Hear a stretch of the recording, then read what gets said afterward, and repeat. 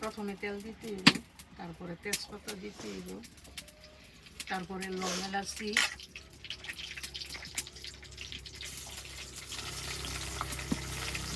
দিতে হইব, তারপরে পেঁয়াজ দিতে হইব,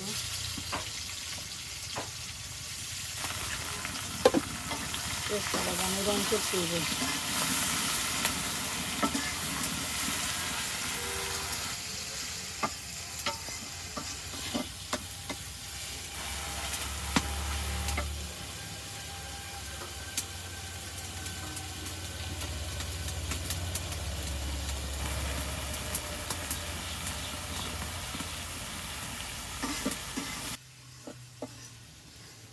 করা করে বাদামি রং, তারপর আদা রসুন,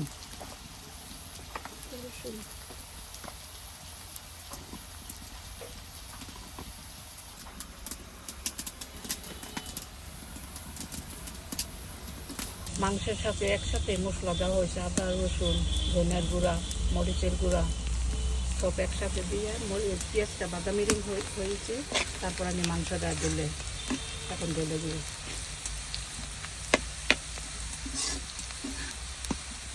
নাড়াচাড়া করব, নাড়াচাড়া দিয়ে আবার ঢাইকে দিতে হইব।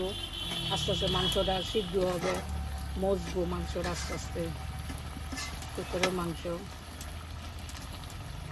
খাইতে খুব পছন্দের খাবার, সবচেয়ে বেশি পছন্দের খাবার।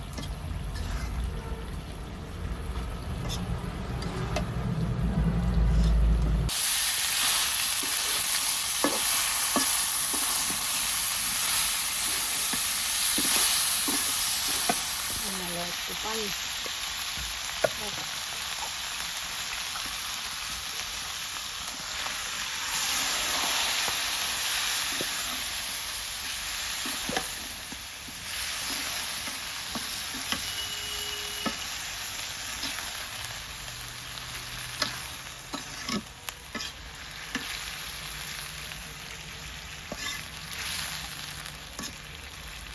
এখন আমার কাজটা দিতে হইব।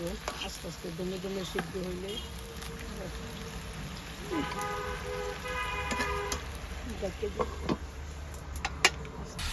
এখন আগে আলুটা ভেজে রেখেছিলাম, এখন আলুটা মাংসের সাথে মিক্স করছি। আর ভাজা ভাজা হইলে আলু শুকরের বোনা হয়ে যাবে। এটা আমাদের বাড়ির অতিথি।